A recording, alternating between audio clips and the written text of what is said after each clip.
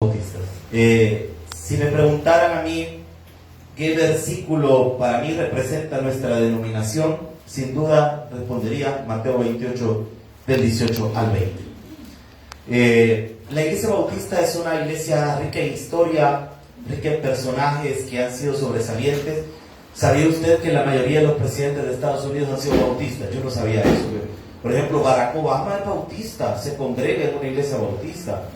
Hay personas que en la historia, que no vamos a hablar de sus vidas personales, pero que han sido cantantes, por ejemplo, que crecieron en iglesias bautistas. ¿Y qué tiene este movimiento de especial para que hoy nos tomemos aparte de que estamos en una iglesia bautista, qué tiene este movimiento de especial como para que hablemos de su historia y para que entendamos las principales doctrinas de nuestra fe?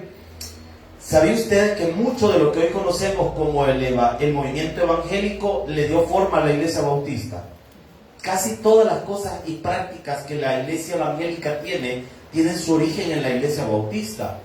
Ahora, sí estamos en una época bien complicada porque las personas que pertenecen a nuestra iglesia o a nuestra denominación no conocen la denominación. Y el problema es que estamos escuchando con esto de las redes sociales, de YouTube y todo este montón de cosas, ponemos una predicación y decimos, yo voy a escuchar una predicación, pero no filtramos de quién estamos oyendo esa predicación. Porque obviamente el predicador nos va a vertir sus conceptos y sus ideas en la predicación. Por eso es que es muy importante que usted conozca en qué cree usted. Yo me recuerdo cuando estábamos en el colegio teológico, yo siempre fui muy dado a leer. Y me recuerdo que la doctora Diana Otero de Oquelí una vez me recomendó, que fue una maestra por muchos años en nuestra iglesia. Ella me dijo, primero aprende las doctrinas fundamentales de nuestra fe, para que después puedas leer cualquier cosa y nada te cambie la perspectiva bíblica. Y eso es bien importante conocerlo. Mateo 28, 18 al 20. ¿Lo tienen? Vamos a leer la palabra en nombre del Padre, del Hijo y del Espíritu del Señor. Y dice la Biblia: y Jesús se acercó y les habló diciendo, toda potestad me es dada en el cielo y en la tierra. Por tanto, id y hacer discípulos a todas las naciones, bautizándolos en el nombre del Padre, del Hijo y del Espíritu Santo, enseñándoles que guarden todas las cosas que os he mandado. He aquí, yo estoy con vosotros todos los días hasta el fin del mundo. Amén. Pues Dios y Padre que estás en los cielos, te pido, Señor, que nos ayudes a comprender en esta hora, Señor, en qué creemos nosotros, por qué lo creemos, que entendamos la razón bíblica de nuestra fe. Te pido, Señor, que ilumines nuestra mente, que nos ayudes. Gracias, Señor, por la oportunidad de predicar tu palabra. Señor, no me dejo este privilegio de esta mañana, pero sé que es el Espíritu Santo el que nos ha dado esta oportunidad. Te pido que hoy, Señor, cada uno de nosotros pueda disfrutar lo que vamos a aprender y comprender, Señor, qué significa ser un creyente. Gracias, Padre, en el nombre poderoso de Jesús. Amén y amén. Puede tomar su asiento. Alguien diría, ¿y por qué tenemos que estudiar historia y todo el montón de volados? Y mire, pastor, si yo ni la historia del Salvador me puedo. Es más, ni me acuerdo del día en que nací. Ya mucho menos me voy a acordar del nombre de otro señor que a saber quién es. El problema de no conocer la historia, para el mundo es problemático no conocer la historia, pero para la iglesia es más complicado todavía. ¿Por qué? Porque muchas de las herejías de las que hoy se encuentran ya fueron refutadas en el pasado. Esa discusión que si la salvación se pierde, si es permanente, si está o no está, eso ya fue hace mucho tiempo estudiado, ya hubo debates, concilios, hay un montón de cosas acerca de eso. Yo he escuchado personas hablar, por ejemplo, y decir, allá en el Apocalipsis dice, y no borraré su nombre del libro de la vida. Ya ves que puede borrar el nombre del libro de la vida, la salvación se puede perder. Y esas cosas que la gente agarra, imagínense, hay personas que todavía viven preguntando, ¿y de dónde consiguió mujer Caín? ¿Y de dónde consiguió? Y a lo peor que algunos, gran clavazón con eso, ¿y de dónde agarró mujer Caín? Y yo le pregunto, hermano, eso es ignorancia a veces de las cosas de la palabra de Dios. Cuando Caín fue expulsado o Dios lo mandó a que fuera un errante, ya habían hasta ciudades, lo dice la Biblia. Entonces, mire, lo que sucede es que a veces nosotros, al no conocer nuestra historia, podemos caer en el error de volverla a vivir. Por ejemplo, los dogmas que tienen los testigos de Jehová, eso es una herejía que la herejía se llama se me olvida el nombre de ese, del primer siglo, se me olvida el nombre de este, arrianismo, así se llamaba esa herejía. Y eso fue allá por el año 350, surgió un monje llamado Arrio, que sostenía las mismas cosas que los testigos de Jehová defienden hoy en día.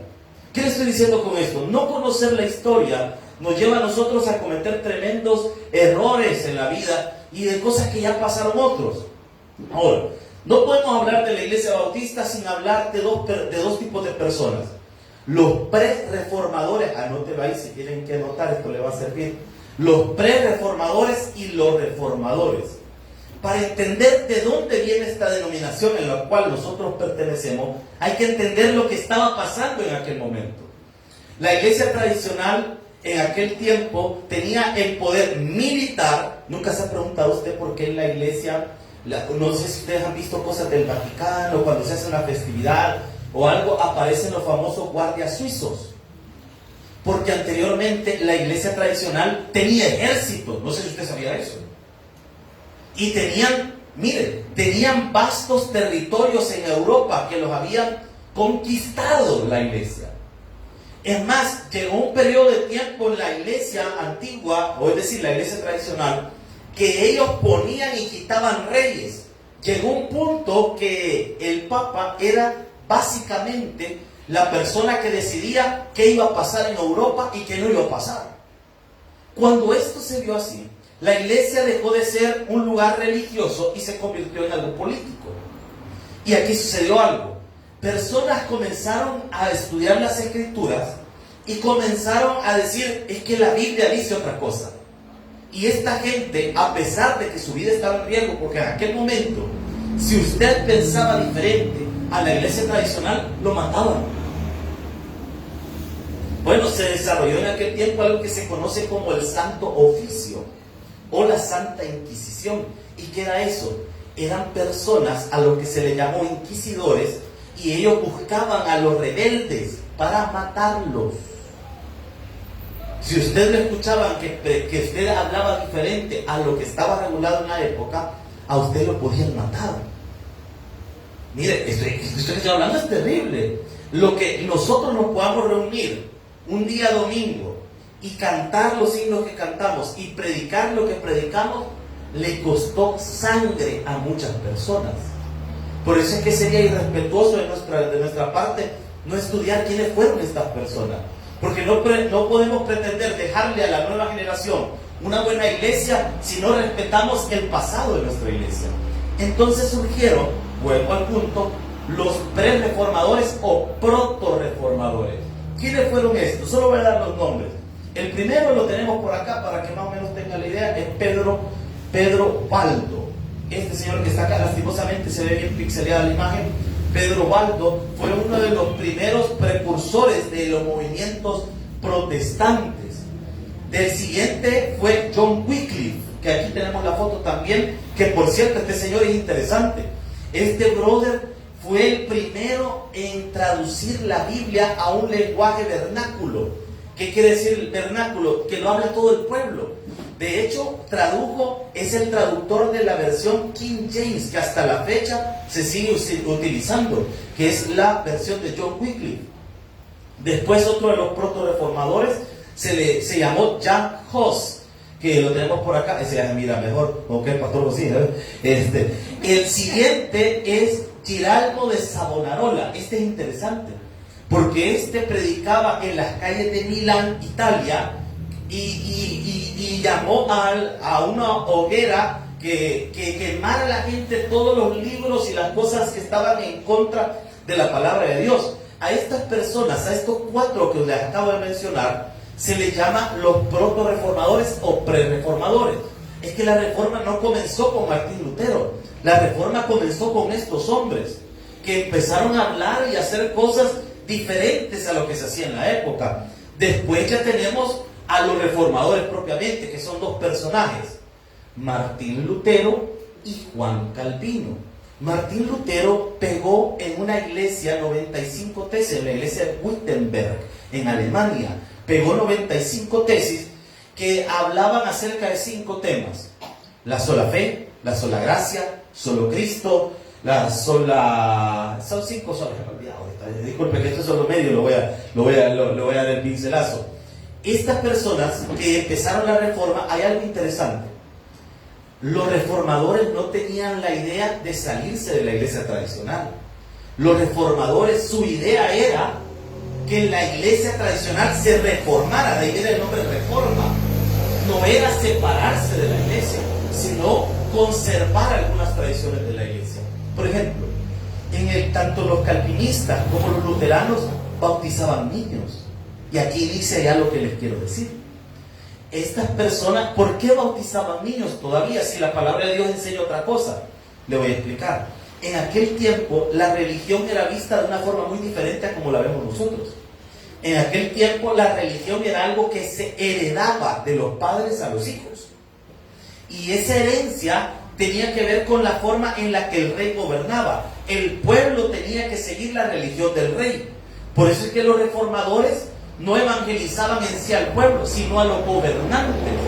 Porque si el rey se convertía, ya sea al calvinismo o al luteranismo, todo el pueblo debía seguir la religión del rey. Y es decir, si yo tengo un hijo, mi hijo por naturaleza tenía que ser bautizado en la misma fe que profesaba el rey. Si el rey era luterano, todos tenían que ser luteranos. Y eso es lo que pasaba en la época. Hasta que allá por Suiza, por el 1609, imagínense de dónde viene la iglesia bautista. Nosotros no venimos de Juan el Bautista, esa es una idea equivocada. Nosotros no debemos nuestro nombre a Juan el Bautista. Nuestro nombre viene de un apodo. Allá en Alemania, allá en Suiza, en unas colinas donde está Zurich, que es una ciudad suiza, había un hombre llamado, mire qué chivazo este nombre, Ulrico Zwinglio, o como le decía un amigo, el rico Zwinglio, ¿verdad? Ulrico Zwinglio. Este hombre comenzó a predicar y a enseñar cosas de la palabra de Dios, y unas personas comenzaron a ver que el bautismo, o lo que se conoce el peidobautismo o el bautismo de infantes, no era conforme a las escrituras. Entonces comenzaron a hablar que la gente tenía que bautizarse después de hacer una profesión de fe y de recibir al Señor en su corazón, y que después de haber recibido al Señor en su corazón debían proceder a las aguas bautismales.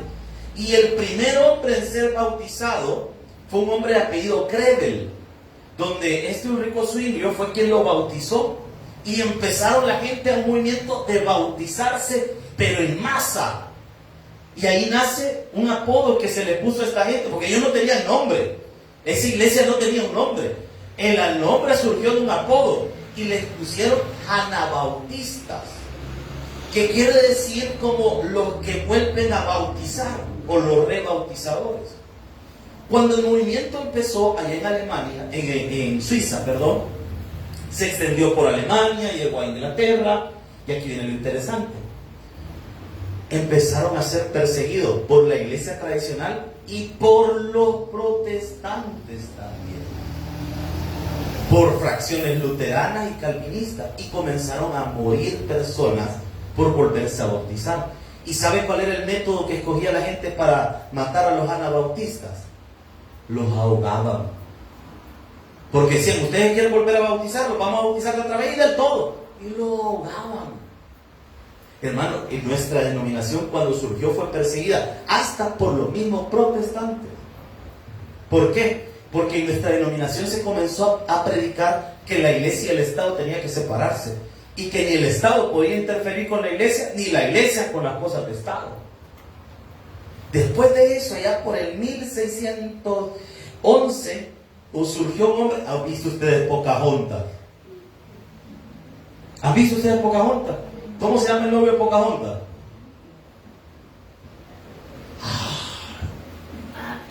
No saben cómo se llama. John Smith. ¿Saben ustedes que este personaje sí fue real y Pocahontas existió, por cierto? John Smith fue el primer, mira qué chistoso, John Smith fue el primer pastor bautista de la historia.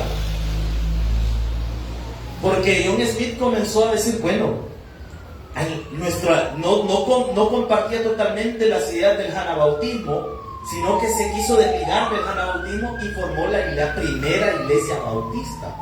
Y de ahí comenzó a desarrollarse todo lo que nosotros conocemos hasta nuestra época. Podría hablarles mucho más de la historia porque hay diferentes tipos de bautistas. No solo hay uno. Por ejemplo, están los bautistas generales, los bautistas limitados, los bautistas reformados, los bautistas conservadores, los bautistas primitivos, los bautistas progresistas, los bautistas independientes. Y todos creen cosas diferentes. Todos creen cosas diferentes. ¿Cuál es la diferencia entre algunos? Por ejemplo, los bautistas generales son del corte teológico arminiano. ¿Y qué es eso, pastor? Los arminianistas son las personas que creen que la salvación se pierde. ¿Han escuchado ustedes, por ejemplo, en algunas iglesias que la gente llama a las personas, hacen el llamado para recibir a Cristo?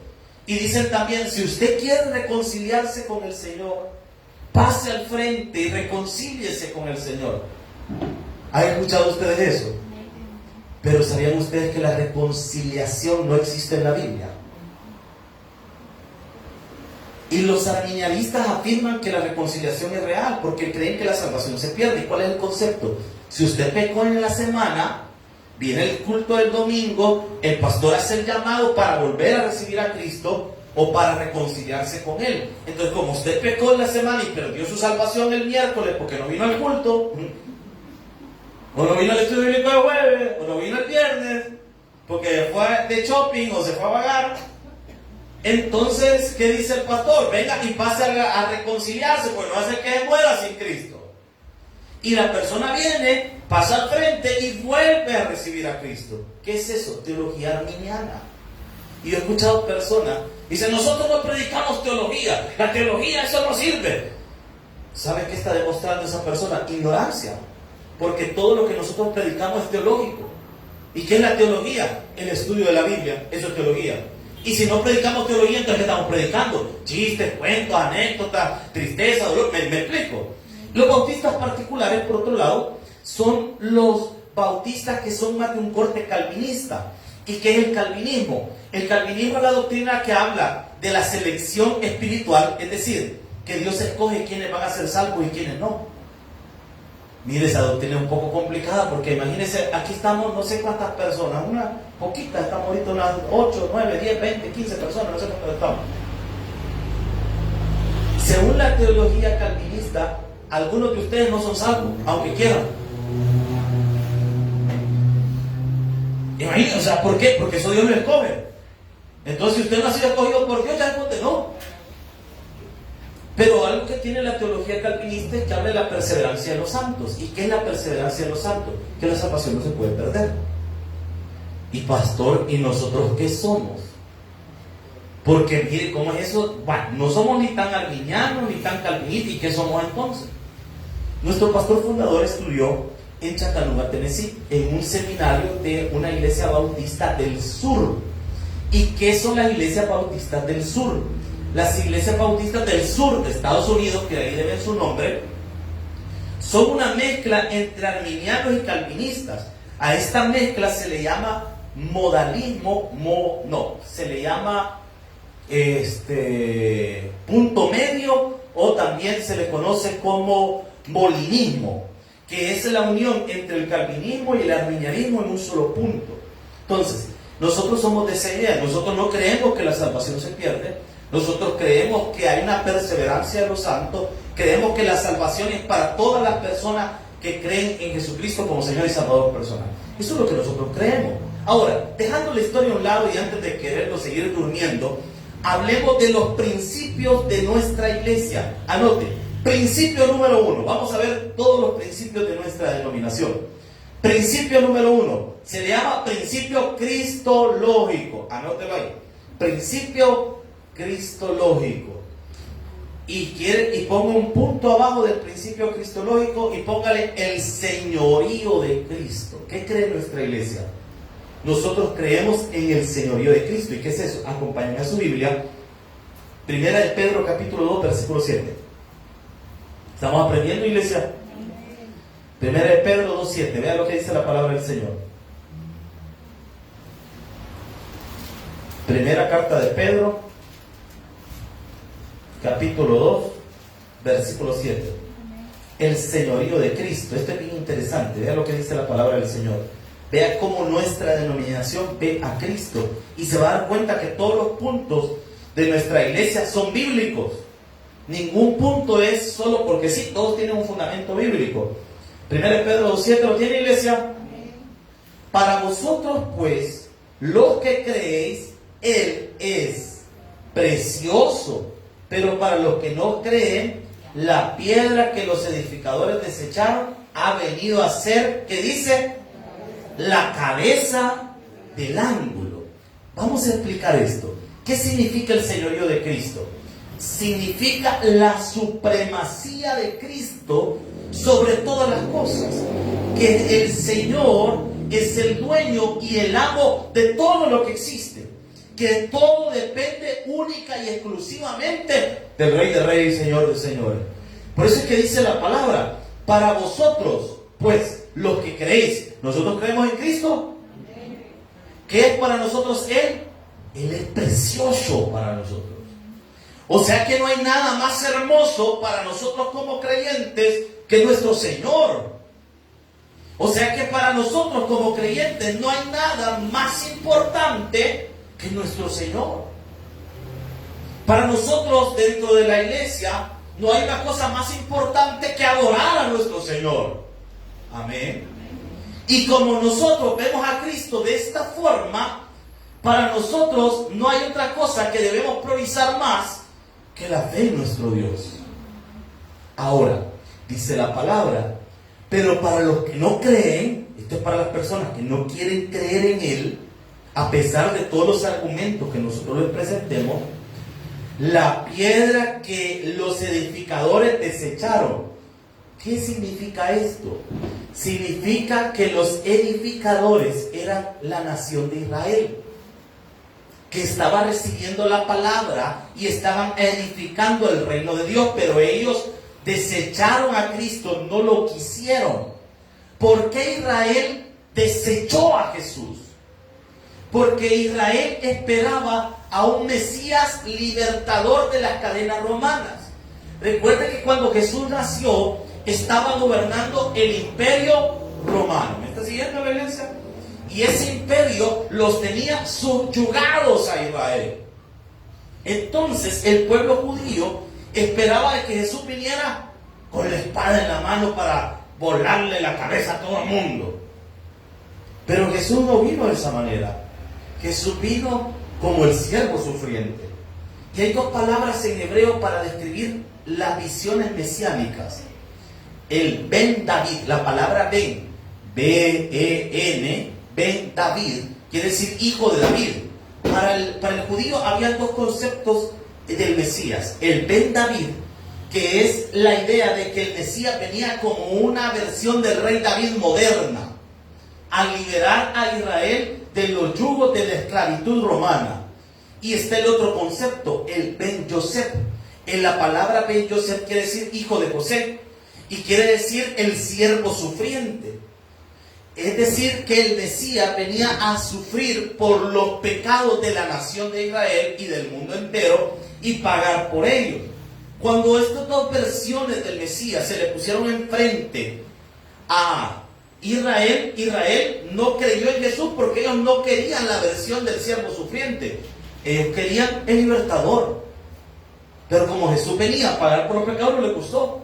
Y si bien Jesús va a venir como un Ben David, ¿cuándo? ¿Cuándo termine la tribulación? Pero lastimosamente Israel no quiso. Por eso dice la palabra de Dios, la piedra que los edificadores desecharon ha venido a ser, que dice la palabra, la cabeza del ángulo. Eso tiene que ver con las construcciones romanas. Ese arco que tenemos acá, por ejemplo, que está aquí enfrente, que me sirve para ilustrar, Si un romano lo hubiera hecho, hubiera ido poniendo piedras y piedras y piedras. Pero para sostener el arco, probablemente hubiera puesto madera en esta parte de acá. Pero la piedra que iba a sostener estas grandes edificaciones es la piedra angular. Y esa piedra se ponía en medio. No sé si podemos buscar un acueducto romano para explicar mejor esto, por favor. Los romanos ponían una piedra justo en medio que sostenía todo. Es más, ¿sabían ustedes que los romanos no utilizaban ningún tipo de mezcla para sus construcciones?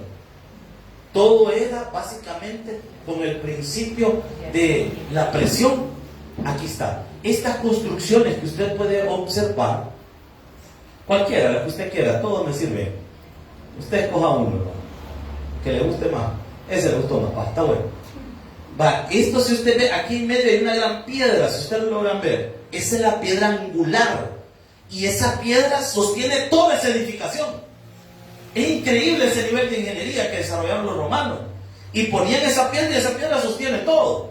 Para nosotros, como creyentes bautistas, para nosotros esa piedra que sostiene todo lo que existe, todo lo que somos, nuestra familia, nuestra iglesia, todo lo que hacemos, es Cristo.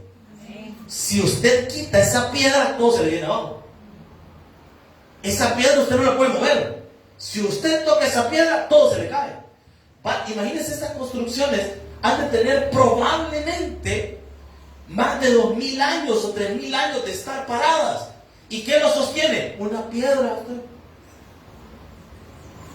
Si usted quita a Jesús de su vida, si usted quita la piedra angular de su vida, todo se le va a venir abajo. Su negocio no va a progresar. Su familia no va a avanzar. Nada va a avanzar si usted quita la piedra angular. ¿Y qué significa entonces el señorío de Cristo? Nosotros vemos el señorío de Cristo hasta en el Antiguo Testamento. Isaías capítulo 9, versículo 6. Isaías 9, 6.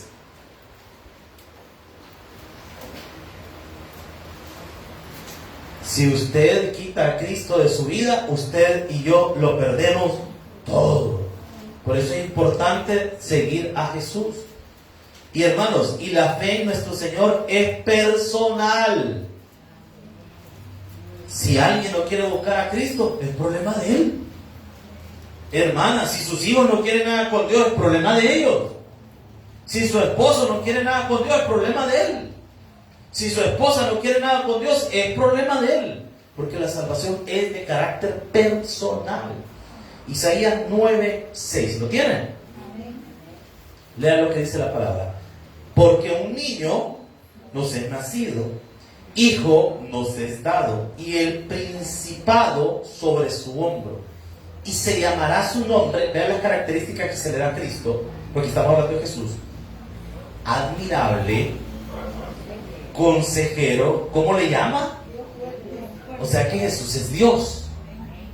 Desde el Antiguo Testamento lo vemos. Ahí dice Dios fuerte. Padre, que dice, o sea que el señorío de Cristo es desde la eternidad hasta la eternidad. ¿Qué significa eso? Siempre ha sido rey. Siempre. Y dice príncipe de paz. Y dice el versículo 7, lo dilatado de su imperio y la paz lo tendrá, ¿qué dice? O sea que es un reino eterno sobre el trono de David y sobre su reino, disponiéndolo y confirmándolo en juicio y en justicia, desde ahora y para siempre. Esto es algo que usted y yo tenemos que tener claro. Una de las partes del señorío de Cristo es la justicia. Dios no es injusto. Significa que todo lo que nosotros hacemos por Él, Dios lo va a recompensar. O sea que usted, servidor y servidora, que le toca venir temprano a la iglesia, que viene con todos los ánimos temprano a servirle al Señor, usted que se congrega en este culto tan temprano en la mañana, todo ese esfuerzo que usted hace después de venir de una semana entera de trabajo. Yo no sé si usted ha venido enfermo, ha venido sano, ha venido con problemas, ha venido con deudas. Yo no sé cómo ha venido usted. Lo que sí sé, que Dios se lo va a recompensar. Todo lo que usted hace por Él. Porque Dios es justo. Pero también esto tiene otra cara. Dios no bendice la injusticia. Dios no va a bendecir a alguien que anda haciendo las cosas mal. Por eso es que es importante que usted camine bien delante de Dios. Ahora, también en el Nuevo Testamento nosotros vemos cómo se representa el señorío de Cristo. Romanos 14:9.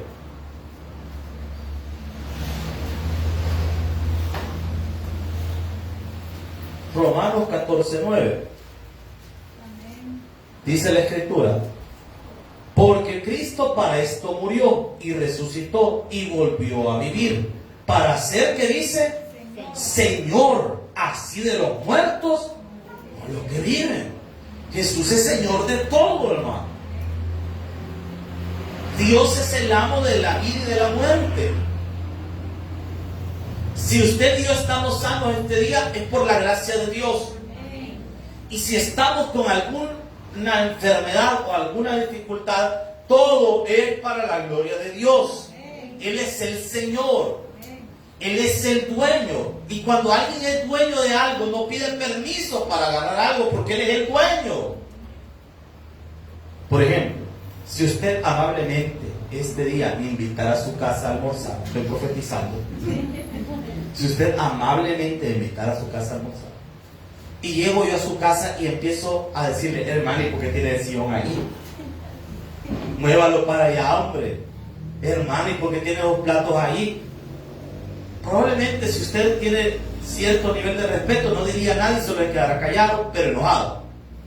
Y si usted no tiene pelos en la lengua, bueno, ¿y usted qué le importa, mi hermano? ¿Y qué diría? Porque son mis cosas, las puedo poner donde yo quiera. Tiene toda la razón, son sus cosas. Nosotros somos de Cristo. Él puede hacer con nosotros lo que Él quiera. Y no tiene por qué pedirle permiso a usted, porque el día que usted recibió a Cristo, usted cedió su voluntad a Él. Y muchos de nosotros hoy nos sentimos mal porque: Señor, ¿y por qué no puedo hacer esto? Señor, ¿y por qué no me sale esto? Señor, ¿y por qué no me puedo ir para otro país? Señor, ¿y por qué no puedo hacer esto? Señor, ¿y por qué no puedo? Porque, y el Señor le va a decir: porque yo no quiero. Y no me dijiste que era tu Señor. Bueno, y no hasta se lo cantamos nosotros en las alabanzas, que Él es nuestro Señor, que Él es el Rey soberano, que Él gobierna nuestra vida. Hermanos, eso significa que yo entiendo de que Jesús va a gobernar mi forma de ser y mi manera de hacer las cosas. ¿Estamos acá, iglesia? Efesios capítulo 1, versículo 22. Efesios 1, 22. Vea lo que dice la palabra del Señor. Efesios 1, 22. Vea lo que dice la Escritura. Y sometido todas las cosas. ¿Cuántas cosas están sometidas a Cristo? Todas. O sea que aquí no hay tales que nosotros digamos: ay, que esto le pertenece al diablo. Nada. Nada es suyo, nada es mío, todo es de Dios, hermano. Y todo lo que tenemos es prestado, como decía las abuelitas cuando asustaban. La vida no es nada, ¿cómo es que dice? La vida no es nada, la vida es prestada. Mi abuela tenía esa frase cuando de repente temblaba. Uy, decía: la vida es prestada, no tenemos nada, no somos nada. No es como que decía el Señor bien asustado. Pero miren: y sometido todas las cosas bajo sus pies, y lo dio por cabeza sobre todas las cosas. ¿A quién dice? O sea que usted y yo no somos cualquier cosa. Pero por si nos quiere subir la viruta a la cabeza, ahí tenemos el 23. La cual es su cuerpo, la iglesia, que es. O sea que la iglesia no es un edificio. La iglesia es el cuerpo de Cristo. Usted no puede ver a la iglesia como cualquier cosa, porque la iglesia es el cuerpo de Cristo. Usted no puede ver a la iglesia como una tercera o cuarta opción, porque la iglesia es el cuerpo de Cristo. Y dice la Biblia: plenitud de aquel que lo llena todo en todo. O sea que la cabeza de la iglesia es nuestro Señor Y la iglesia para Cristo no es cualquier cosa, es su cuerpo. Por eso es que usted no puede ver a la iglesia como cualquier cosa, porque la iglesia es el cuerpo de Cristo. Usted no puede menospreciar la iglesia, porque la iglesia es el cuerpo de Cristo. Congregarse no es una opción para nosotros, es una necesidad. ¿Por qué? Porque somos miembros del cuerpo de Cristo. O sea que el primer principio, el principio cristológico, se basa en el señorío de Cristo. Pero hay otras implicaciones en el punto o el principio cristológico. Y una de ellas es el discipulado. La iglesia tiene un Señor. ¿Quién es el Señor de la iglesia? Nuestro Señor Jesucristo. Pero la iglesia también tiene una función. Nosotros como bautistas creemos que la iglesia debe discipular personas. Que el culto no debe ser para entretener a la gente, sino para discipularla. Un día alguien me hacía una pregunta: pastor, y aquí tenemos vamos a tener discipulado en la iglesia. Yo dije: este hermano o esta hermana no ha entendido que el culto es el discipulado.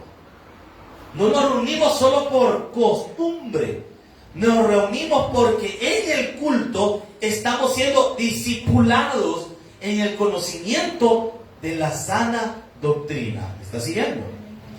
Ahora, véanlo conmigo por favor en Juan 1:12. El discipulado es una experiencia personal que nosotros debemos tener con Cristo. Evangelio de Juan, capítulo 1, versículo 12. Espero que haya traído el que anotar, porque vamos a ver varias cosas que nos van a servir para nuestra vida. Juan 1:12. Evangelio según Juan, capítulo 1, versículo número 12. Evangelio según Juan. El versículo usted ya lo puede de memoria probablemente. Juan 1:12. ¿Lo tienen? La escritura dice: mas a todos los que le recibieron, a los que creen en su nombre, les dio potestad de ser hechos hijos de Dios. La iglesia necesita discipular personas.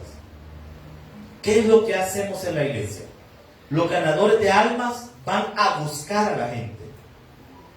Y los ganadores de almas se encargan de traer a la gente a la iglesia. Cuando la gente está en la iglesia, la labor del predicador, del pastor de ese lugar, debe ser enseñar la sana doctrina. Y aquí es donde tenemos un problema en la iglesia actual. Porque los ganadores de almas siguen saliendo a ganar almas. La gente sigue llegando a la iglesia. Pero cuando la gente se sienta en la iglesia, no son discipulados. Y ahí está el problema. Y les predicamos un montón de cosas que no son bíblicas. Usted puede ver en predicaciones que se mete mucha psicología, mucho moralista, mucho pensamiento moral, se les mete muchas ideas progresistas, pero no se les mete Biblia. Y lo que cambia la vida de la gente no son las experiencias ni las cosas que vive el pastor en la semana. Lo que cambia la vida de la gente es la palabra de Dios. Eso es lo que cambia la vida de la gente. Entonces lo que yo necesito predicar es la palabra. El problema de los pastores modernos es que pensamos que predicar la palabra es aburrido. Y ese es el problema. Porque el predicador piensa que su mensaje va a ser aburrido. Y al predicador lo que le importa es llenar su templo. Y como lo único que le interesa es llenar su templo, hagamos actividades para que la gente quiera venir. Y empezamos a meterle un montón de cosas a la iglesia que la iglesia no necesita. ¿Y qué vamos a hacer el domingo? No sé qué. Y venga el otro domingo porque vamos a aventar al pastor de un helicóptero y va a predicar en los cielos y en las alturas el hombre. Y venga la otra semana que usted va a ver que todas las hermanas de acomodación van a venir disfrazadas de no sé qué. Y venga el otro día y venga a hacer esto y venga aquí y venga allá. Pasen, hermanos, no tengan pena, pasen. Y empezamos a anunciar un activismo en la iglesia. Y la gente ya no viene por la palabra, viene por la actividad. Amén. ¿Y qué sucede con esto? Que esto se vuelve algo desgastante. Porque cada vez la iglesia debe pensar en una actividad. ¿Para qué? Para llenar la iglesia. Nuestro propósito no es llenar la iglesia, nuestro propósito es llenar el cielo de almas. Y eso solo se logra a través del discipulado. El pastor debe ser un maestro de la palabra, que sea hábil en enseñar la palabra. Por eso es que es importante que el predicador tenga claro cuál es su trabajo. Yo di clases aproximadamente casi 6, 7, casi 8 años di clases de teología. Y jamás en mis años como maestro de teología, nunca, jamás le regalé un punto a nadie. Amén. Nunca. Es más, tuve una alumna en la iglesia Timoteo, tuve una alumna que aplazó 5 veces la misma materia conmigo. Cualquiera, yo sé que alguien me decía otro pastor, pase la materia, pobrecita la hermana. No. ¿Por qué? Es que si no sabe, no lo voy a pasar. Porque el día de mañana, si yo le permito, es que mire, esto es tan delicado, predicar la palabra es algo tan delicado, que es como formar mal a un médico. Imagínense que un cirujano de repente diga a un doctor, le va a pasar la materia, pobrecito, ni inyectar puede, ¿verdad? El bisturí lo agarra al revés, pero ahí lo voy a dejar porque pobrecito su sueño es ser médico. Y yo no le voy a ajustar su sueño, hay que ser médico. Imagínense que ese le toque a usted operar. Imagínense que ese médico sea el que opera a sus hijos. El chambón que usted dejó pasar. Alguien diría, pero pastor, usted se ha ido al extremo, está hablando de un médico, una persona que está literalmente salvando vidas. ¿Y usted qué cree que estamos haciendo cuando predicamos? Se están salvando vidas. Imagínense a cuántos testimonios de personas que estuvieron a punto de quitarse la vida y una predicación les salvó la vida. Ahora, si dejamos a un predicador aguado que no ha entendido qué significa ser pastor y lo dejamos predicar, ¿qué estamos haciendo? Enfermando a la iglesia. Y cuando graduamos pastores altaneros, altivos, sinvergüenza, con doble moral, ¿le estamos haciendo un bien a la iglesia? No, le estamos haciendo un daño a la iglesia. Porque el día de mañana ese va a poner una iglesia y le va a enseñar mal a las personas que lo escuchen. Y ese error se va a reproducir en más errores. Yo por eso nunca, ni por asistencia, me decía un pastor, hay que premiar la asistencia. ¿Y para qué usted? Si ese es deber del estudiante llegar. Yo digo, ¿por qué premiar la asistencia? Que trabaje. Ay, pastor, qué turbio es usted. No, hermano, es que yo entiendo lo que significa el ministerio. Y el ministerio no es un juego. Hay almas en juego en este día. Cuando ustedes salgan a ganar alma, entienda que usted está o condenando a alguien o salvándolo. No se trata de solo pararse, ir a tomarse un fresco como así. Yo sé que ustedes no son así, hermano, por eso lo estoy hablando. Pero yo me recuerdo cuando nosotros íbamos con otras iglesias a ganar alma, los ganadores de alma lo primero que hacían es, perdón, le vendían fresco a usted. Allá ven, morchata, vamos, venga. Y acaban todos los hermanos con la sombrita y la horchata en la mano, y se paran y de repente, hermano, ¿y cuánto ganó? Póngame 5, como que son pupusas las almas. Póngame una 7. Hermano, pero yo no vi que habló con nadie. En el espíritu lo estaba evangelizando. Lamentablemente, hay muchas personas que no han entendido su labor en la iglesia. Nuestra labor es ganar almas y discipular personas. Que cuando una persona, todos los que estamos acá estamos ganando almas. Desde el momento que el que está parado en la puerta está recibiendo a una persona que puede recibir a Cristo. Le atendemos a su niño y le mostramos el camino de salvación en la escuela bíblica. Lo sentamos en el culto. Preparamos su corazón con las alabanzas. ¿Sabía usted que cuando nace la idea del himnario, nace con la finalidad de adoctrinar a la gente? Por eso es que la alabanza debe llevar doctrina. El primer himnario conocido fue hecho por el mismo Martín Lutero, allá por el 1500 y ficha. Y la idea era, mire cómo es Dios y cómo Dios todo lo hace perfecto. Justo antes de la reforma se inventó la imprenta. 57 años después empieza la reforma. Y vea qué interesante es, gracias a la imprenta se logran imprimir más copias de la Biblia y también se logran imprimir los primeros himnarios. ¿Cuál era la idea? De que toda la gente participara en el canto.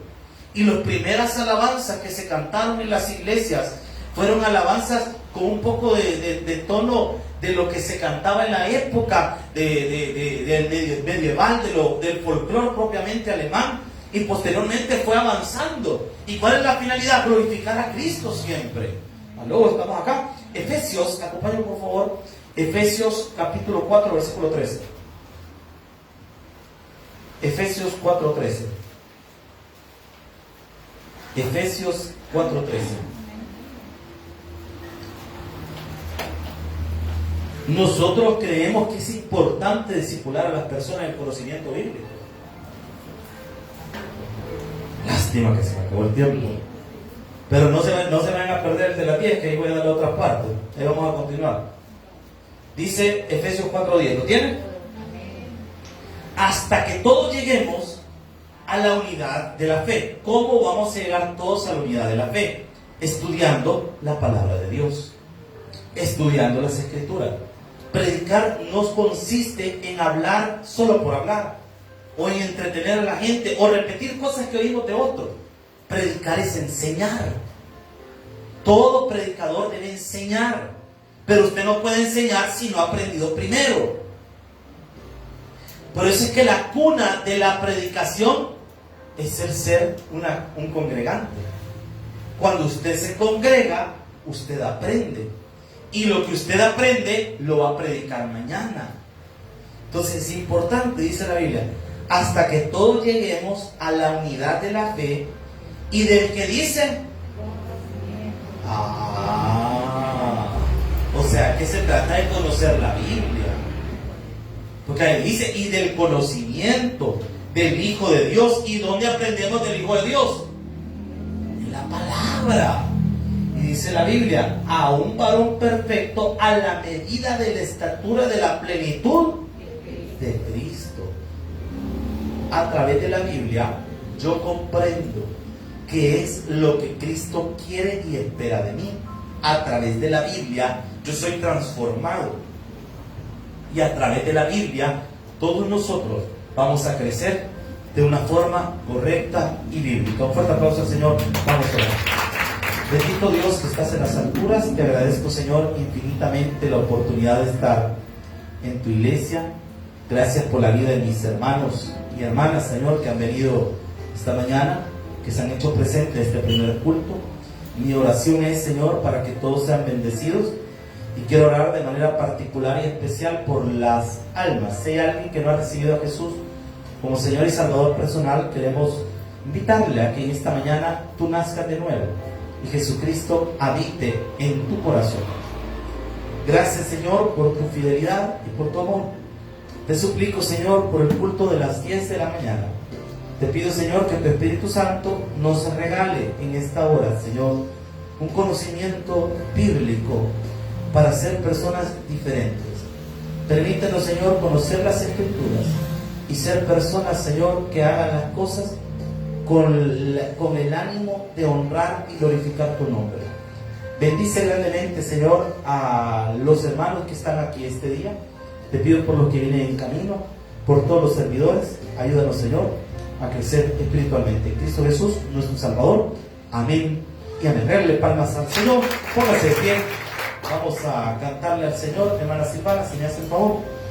Y nos despedimos cantándole al Señor. Amén. Vamos a cantar agradecidos para despedirnos de este